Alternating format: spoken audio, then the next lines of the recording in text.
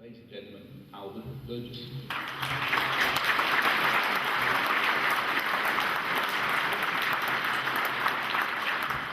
Good morning. I was amazed today how many people had known my name, so it's better to be infamous than unknown, I'm told. My name's Albert Burgess, and what brings me here? Well, I'll tell you, I'm hacked off. I'm hacked off about what's happening to my country. Because I've given 42 years of voluntary service to my country. This one is a Cadet Forces medal, and it says that I trained Sea Cadets for 30 years, which is a Royal Naval Reserve appointment, which meant I had to go away and train with the Royal Navy, which means I think like a sailor. This one is a Special Constabulary medal, and I walked the streets of London for 12 years at the middle of the night, dealing with all the riff-raff that is around. I did that to protect this country and the people who live in it. But I was given one of these a couple of years ago, and I was told by David Barnby, stand up David, because this is the man who put it all together. Come on David, stand up. There he is.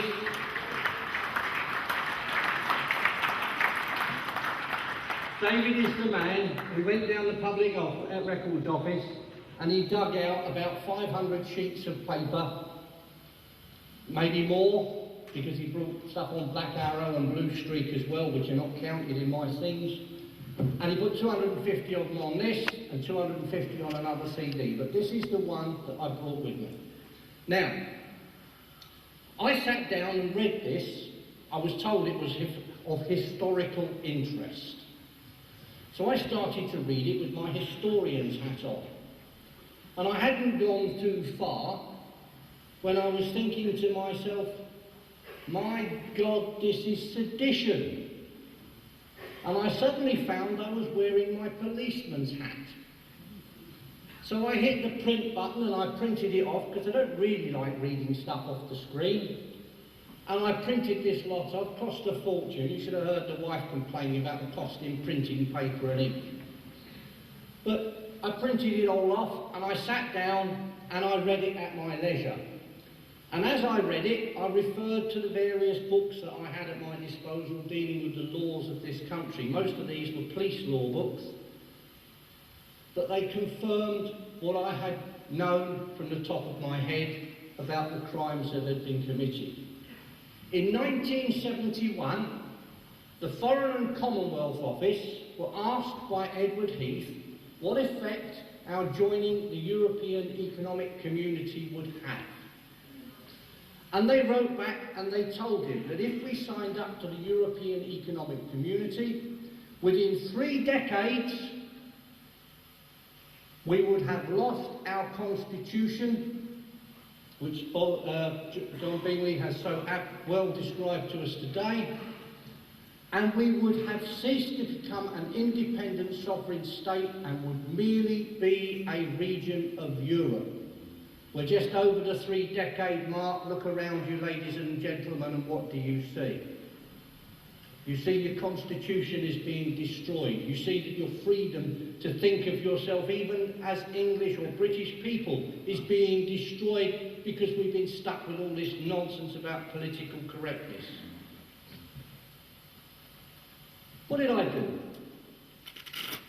I took the documents that I had, because I'm a policeman, once a copper, always a copper. And I'm a policeman, and I thought, well, the way to sort this out is to let a little man with a blue pointed hat deal with it, because sedition and treason are crimes.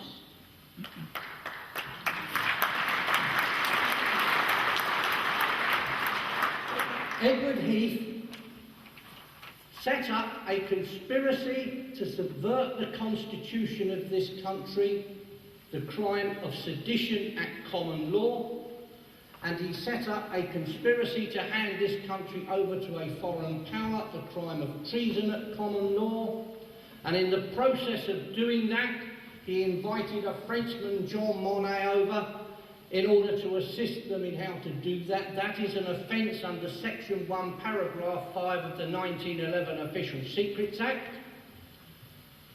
They also failed to show some of the money on any of the accounts. That's just a simple, straightforward, basic, dishonest, fraudulent accounting. And they suborned a great deal of public servants, a great many public servants, away from their duty of loyalty to the Crown to actually facilitate all this treasonable activity that's going on, that is misfeasance in public office. All of these offences carry a power of arrest. For the sedition, you get life imprisonment. For the treason, they hang you. Not a bad idea, is it? And for the Official Secrets Act, well, you're looking at 10 years for starters. But basically, what did I do? I printed it all out. I took it along to my nearest police station, which meant, because my local police station shuts at an ungodly hour, meant me driving 15 miles into Oxford to actually go to St Aldate's police station to report the crime. And I walked into the front office of the police station and I saw the civilian behind the counter. I said, I wonder if you'd be kind enough to get me a police officer, please. He said, what for, sir? I said, I want to report a serious crime. It always says you don't report crime here. You phone this number, and he threw an 0845 number at me. It's good when you've got to pay to phone your local police to commit a crime, isn't it? To report a crime. So I pirouetted around in the front office of his police station, and I said to him, this is a police station, is it? Oh, yes, sir, he said. I said, then get me a police officer. He said, perhaps if you could tell me what it's about. I said, yes, it's about the fact that Edward Heath formed a conspiracy to subvert the Constitution, the crime of sedition at common law, and to hand this country over to a foreign power, the crime of treason at common law. Are you any the wiser?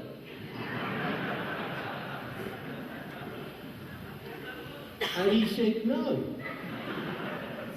I said, so get me a policeman. And he went away, and he came back with the tallest police sergeant I've ever seen in my life, a man by the name of Sergeant Thomas.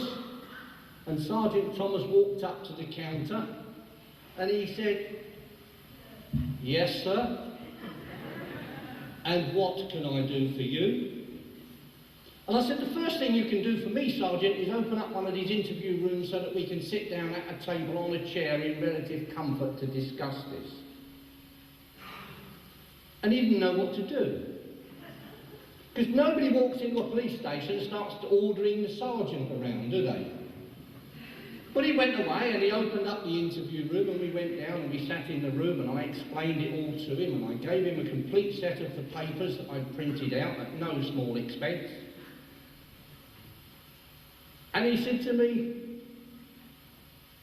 sedition is not a crime.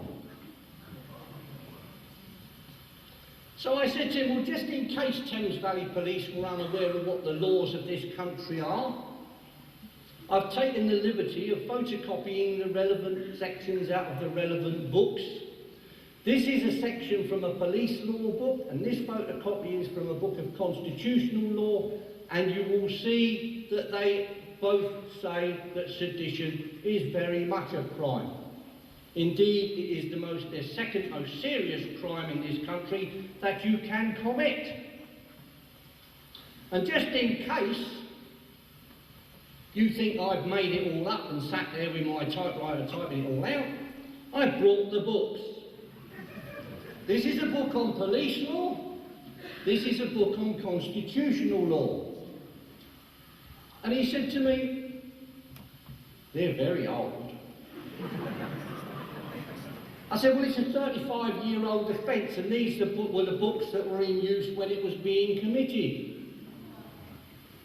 And he said, that blue book looks very, very old.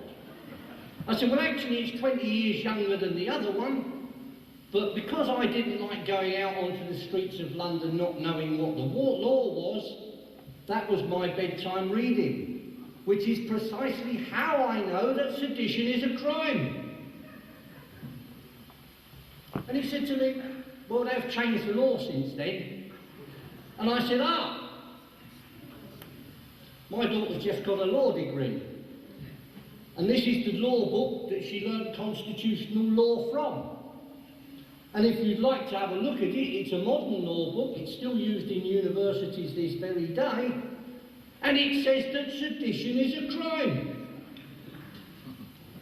So he said, well, I can't do anything about it, I'll have to put it up the ladder. I said, thank you very much. 4 days later, my wife got a phone call. My wife, I have to tell you, hates what I'm doing with a vengeance. She thinks that we are all going to be machine gunned in our beds, and that my children will be prevented from getting a reasonably good job. So she hates it. So it's quite warm in my house on occasions. But I said to him, fine. But she took a phone call from the police station. They said, tell your husband that it will be a waste of our time dealing with this, so we're not going to. So she said to them, don't talk to me about it, I don't want to know. Talk to my husband, I'll give you his mobile number. Well, they already had all my contact details anyway. But they said, no, we don't want to talk to your husband.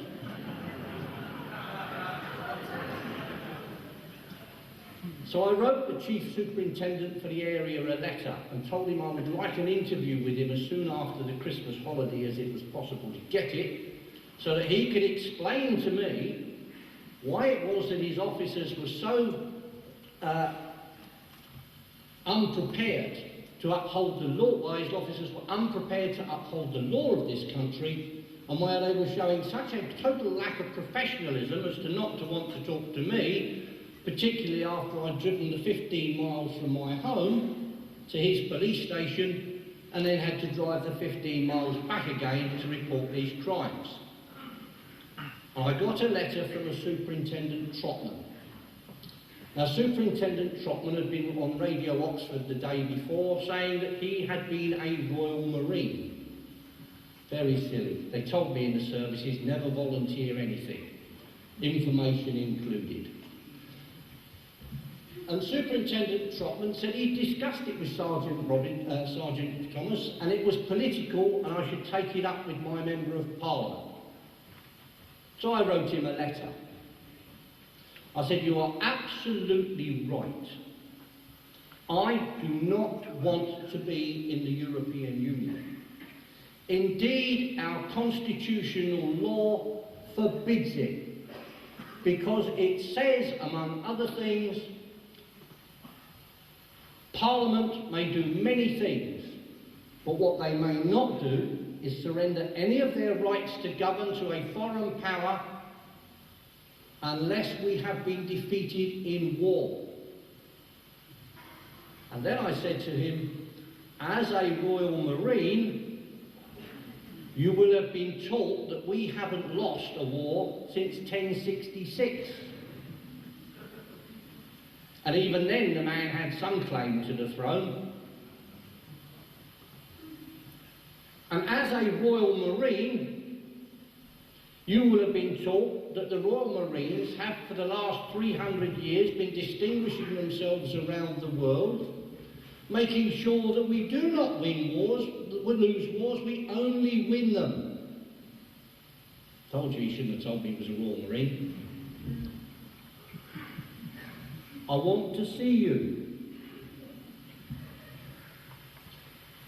Because failure to investigate these serious allegations of crime is a serious neglect of duty under the police discipline codes and the criminal offence of misprision of treason. This is not a threat, it is merely a statement of fact.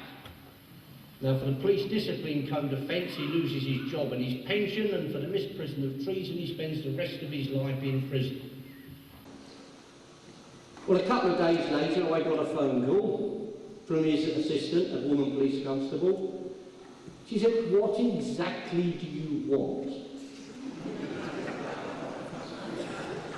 I said, "I want to turn on my television for the 6 o'clock news, and I want to see Douglas Hurd in handcuffs with a policeman's hand on the top of his head, helping him into the back of a police car. And 10 months later, I want to see him and a few others on trial for their lives at the Old Bailey." She said to me, "Well, we discussed this with the Crown Prosecution Service, and they say they can't prosecute it," which I knew. "It has to be the Attorney General," which I also knew.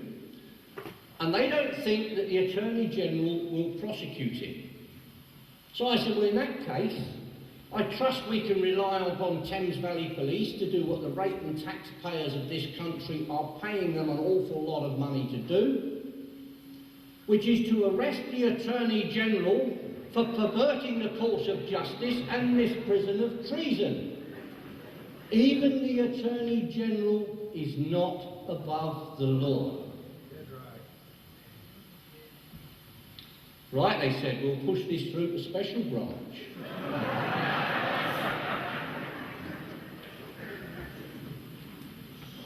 There's an inspector in special branch who's based here, and we'll put it to him. I'm sorry, I can't remember the man's name off the top of my head at this precise moment in time. So I said, "Well, give me his number and I'll phone him." And she said, "Hang on a minute, he just walked past the door." I said, "Well, go and get him," and she did. And he said to me, he said, "Obviously I know about this." He said, "I've allocated an officer to look into this. There's a woman detective constable." And I thought, hello, give it to the bottom of the pile, yeah? Not that I'm saying anything against women detective constables, because some of you girls make very good detectives. "And she can't see you for 3 weeks because she's very, very busy." So I said, "Give her my phone number, tell her if I haven't heard from her within 5 days, I'm submitting a formal allegation against her for serious neglect of duty." Well, 2 hours later, I got a phone call from her. It's amazing what can happen when you understand the system, isn't it? And she said, of course, she said, "I'm very, very busy, you know. I don't think I can get to you for 3 weeks." I said, "If you are not standing in front of me within 5 days, I will submit a formal allegation. There is nothing that you are dealing with today, even murder, which is more important than this. Because we are not talking about the murder of an individual, we are talking about the murder of an entire country." Well, I got a phone call the following afternoon, and she said, "Can I come and see you? I've got a 2-hour window." So I phoned David Barnby and I said, "David, they're coming to see me. Can you get round here?" And he flashed round as quick as he could. I don't think he's ever moved so fast in his life. And we both gave statements to the police saying we would be more than prepared to give evidence in a court. And it died. And I wrote letters, and I wrote letters, and I wrote letters. And I made phone calls, and they died, nowhere. After 5 months, I said, if I do not get a reply within the next 2 days, I will submit formal allegations against the officers in Thames Valley Police for his serious neglect of duty and misprision of treason. And I got a letter from Superintendent Trotman, a pure figment of his imagination, because he said in his letter that he has a prerogative to decide what crimes he does and does not investigate. A lie. Every holder of the office of constable in this country is required to record every reasonable allegation of crime.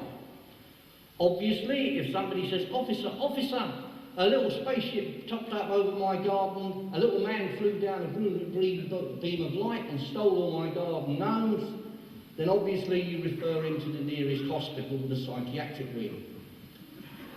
But Anything other than that, it is recorded and it is investigated, because that is what the law of this country says has to happen.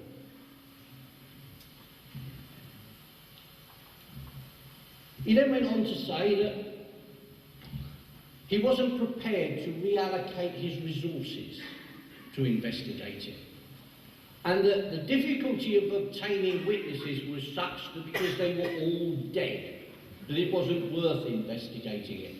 They're not all dead, half of them are alive well in the House of Lords.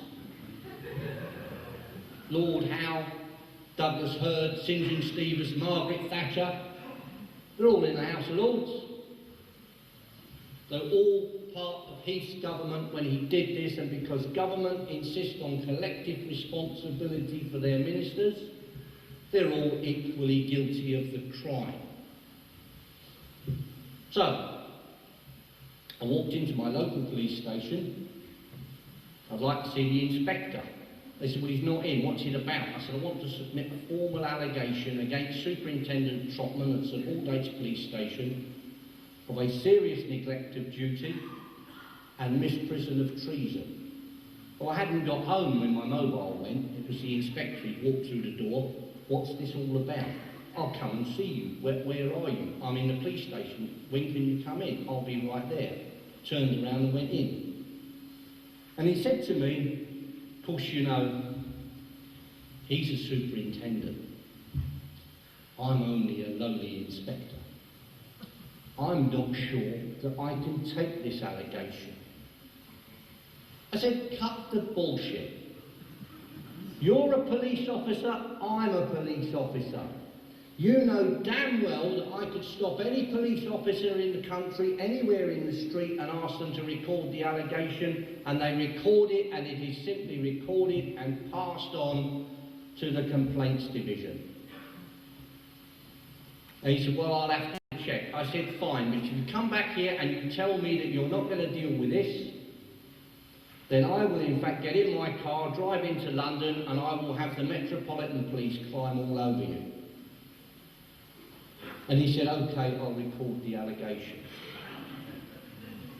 Wonderful when you know the system, isn't it?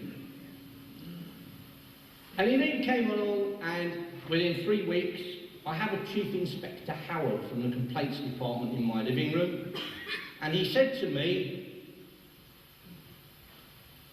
we've cleared the superintendent. I said, did you read all of the documentation that I submitted evidencing the sedition and the treason? He said, I glanced at it. I said, did you read it? And he said, no. I said, well, until you've actually determined yourself whether the crimes of sedition and treason have occurred, how can you possibly say you've cleared it?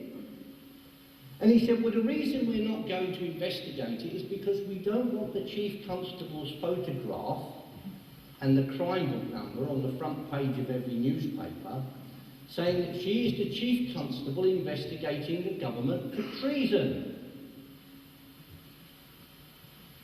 So I said, well, you're not entitled to make a decision based on that. The law says that you are required, the oath you took said that you would carry out the office of constable to the best of your ability and without fear or favour, malice or ill will. You're now standing in front of me telling me you are not prepared to keep your word, your oath, because it involves picking up the odd cabinet minister or 10. That is not a way that you are legally allowed to make that decision. And he said, well, we're not going to do it. He said, but the reason we're not going to do it is if in fact we got any convictions against any of Heath's people, which we probably could on the evidence that you have supplied, and the evidence I have supplied is nothing to what is available to them, because they, if they arrest Douglas Hurd, will go out and seize all of his diaries, his computer disks, his bank statements, the whole lot, and they'll find out where his money actually comes from. They'll find out exactly how deeply into this he was involved, but he was Ted Heath's private personal secretary, so it was up to his neck without even thinking about it. So they will get convictions. But they are not prepared to convict, to prosecute any of his people, because if they get a conviction, which they probably could on the evidence supplied, they would have to go out and arrest every government minister for the last 35 years and charge them with treason.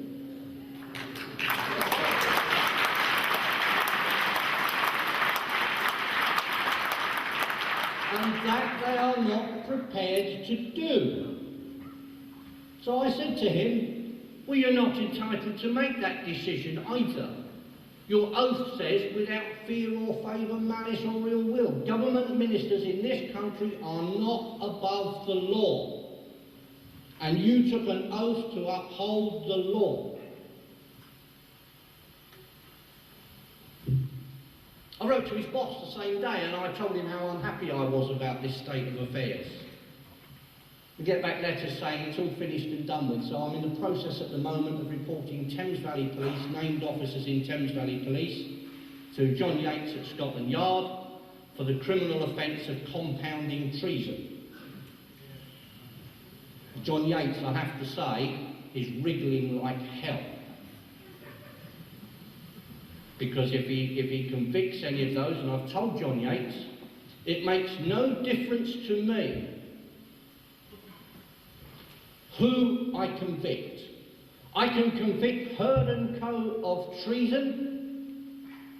I can convict Thames Valley police officers for misprision of treason or compounding treason. Or I can convict you for misprision of treason. In every case, the minute I get a conviction, I have proved that the 72 Act was brought about by treason at the highest levels of government in this country, and it cannot be permitted to stand. And once it has been taken out of the way, then in fact, we are no longer in the European Union.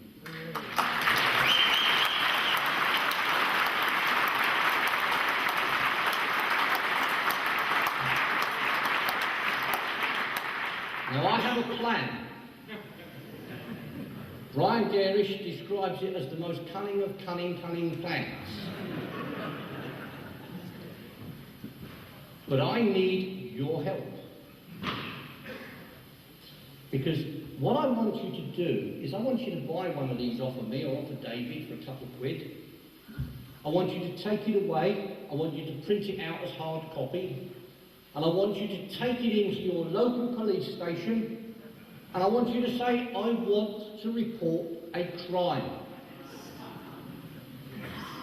I want to cover 25% of the police stations in this country. About 900 police stations. Now it's a lot, I realise that, but it's not an insurmountable lot. It can be done if we have the will. Now you report it to your police station, and your police station throw it back at you. So you then submit a formal complaint for serious neglect of duty and misprision of treason against the officer that wrote you the letter telling you to get lost. And the complaints department for that police station's area will throw it out. So you then go to your next nearest police force area and you report your police force to that police force for the criminal offence of compounding treason. And the object of the exercise is this. I want every single police force in this country investigating every other single police force in this country for the criminal offence of compounding treason.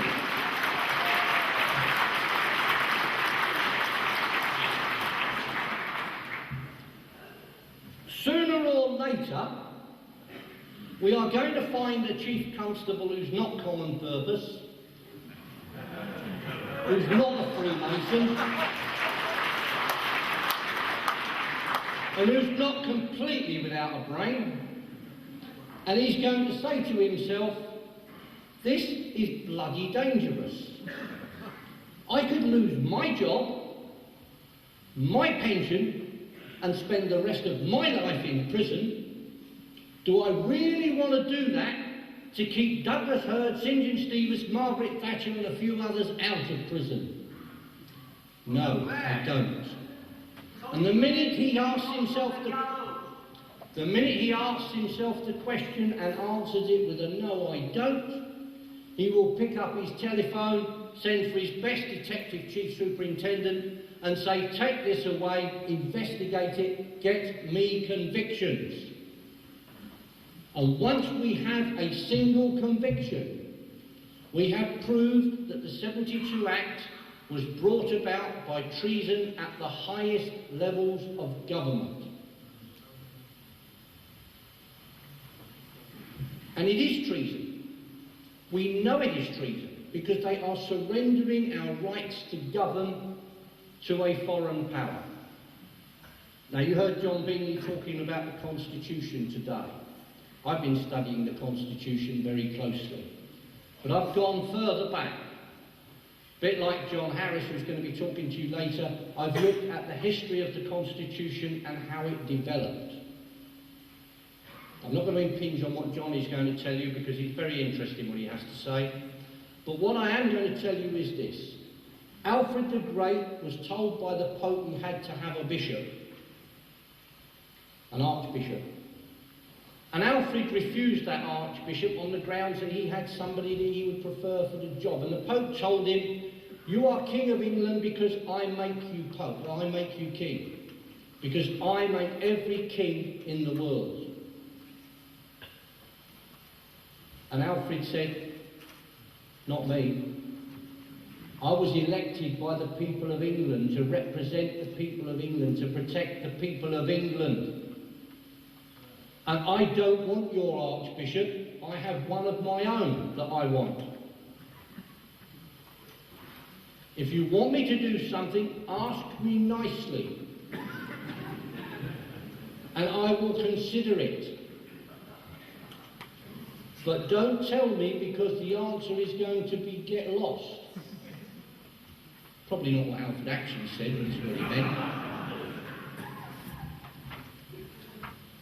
And several of our kings down the line have done the same. You've all been hearing tonight about the Bill of Rights. Well, the Bill of Rights contains an oath. No foreign person, prelate, state or potentate hath or ought to have any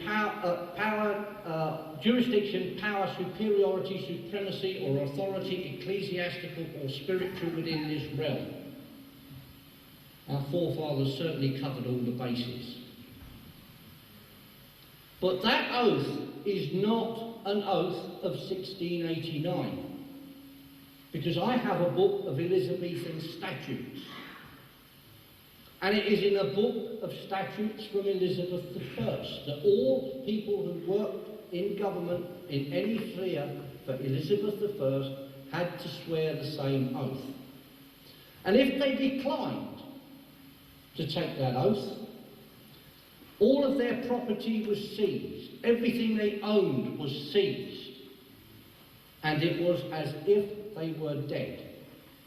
Nobody was allowed to help them, to feed them, to do anything for them. It was as if they were dead. If they changed their mind, they took the oath, they got it all back again. But that was in the Bill of Rights. Something else I will, if you don't mind, John, mention, is on weapons for our defence.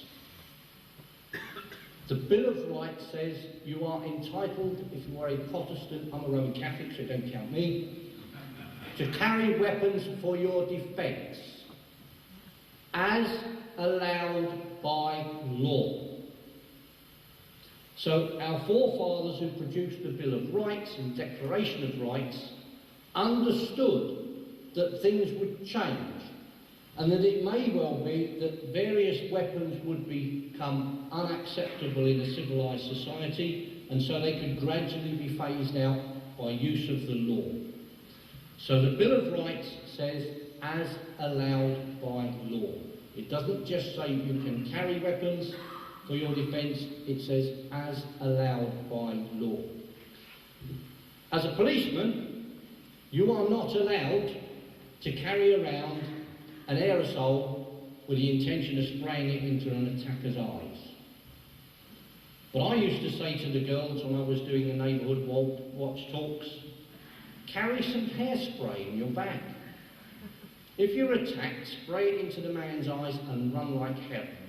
And if the policeman comes up and says to you, but you sprayed that, that's an offensive weapon, why have you got it? You say, because I'm a beautiful young woman, officer, and I use it on my hair.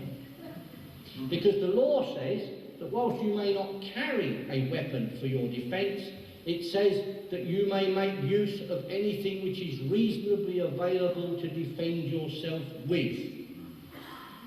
All right? That's the end. Any questions?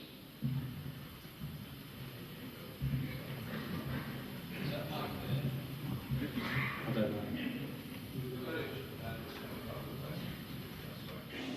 Albert, wonderful talk. I'm sure we all agree absolutely with what you've said about these crimes, the sedition and the treason, and it would be wonderful to think that your method would work. But don't you think that if you did find a chief constable who wasn't a Freemason or a member of common purpose, and I have my doubts that such a person exists, that he and any inspector that he delegated the job to would simply be removed from office before they could do anything? Well, Chief Inspector Howard said to me, because I said to him, I wish to God I still had a warrant card.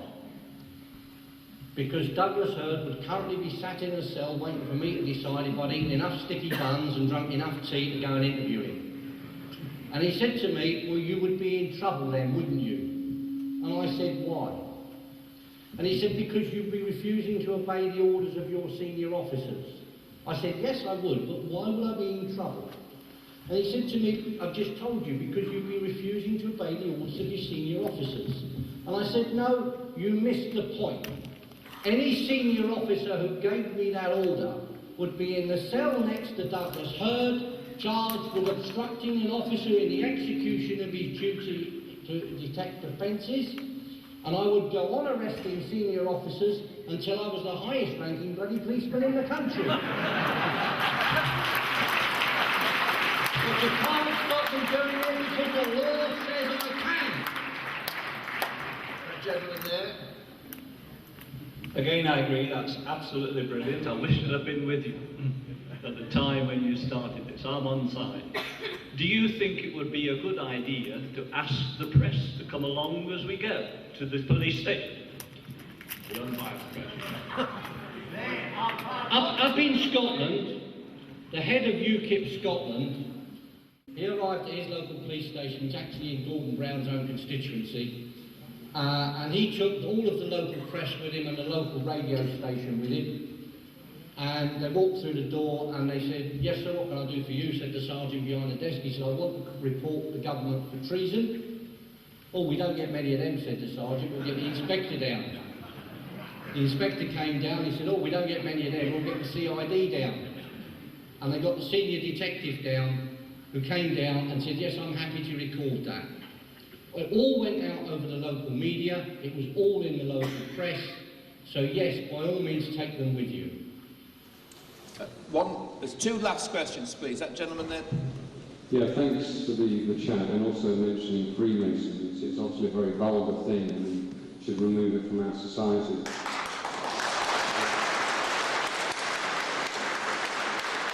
It's obviously Freemasonry, it is an enemy of civilization and at the core of it is the cabal.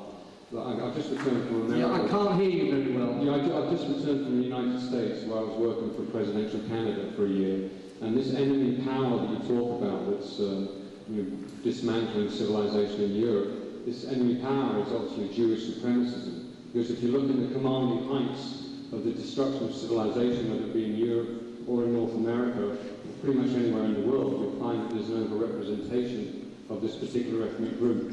So I just wondered if you could talk about Jewish supremacism. Well, the way I look at this is quite simple. If we take out 3 dozen government ministers and hang them by the neck until they are dead, nobody else is going to be in a rush to stick their head above the parapet.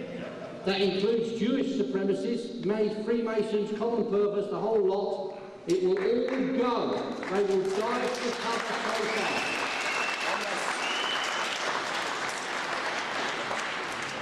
We know what presses your buttons. One last question there, please. Hello, Albert. Peter Oaks, we have spoken on the phone some years ago.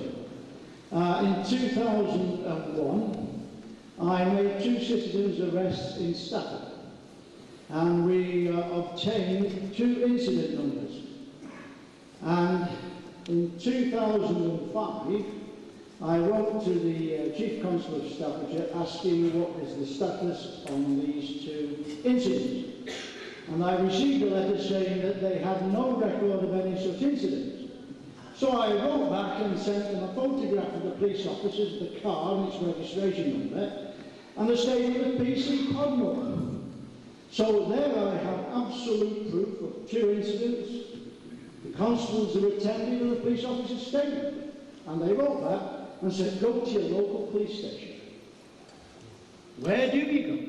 Well, what you do is you go to the last policeman that you dealt with, because he was the last one that had responsibility for it. You report him for serious neglect of duty, for failing to carry out the inquiry into the allegations you're making, and let the police internal complaints department sort him out. Because as sure as God made little apples, if it wasn't him, he's going to scream, it wasn't me, it was him. And then somebody else will get in there. Well, whatever. Can we take one from just a minute? No, we've got to move on. Ladies and gentlemen, a big thanks to Albert.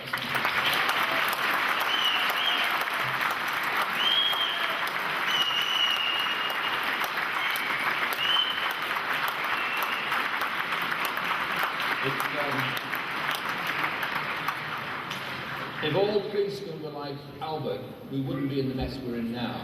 Now, just 5 more minutes, please. I've got something amazing to tell you, okay? I want to make this point. Most of the police men and women in this country are on our sides, okay? They've got to protect their jobs, so we've got to work with them, but we also have got to do what Albert says.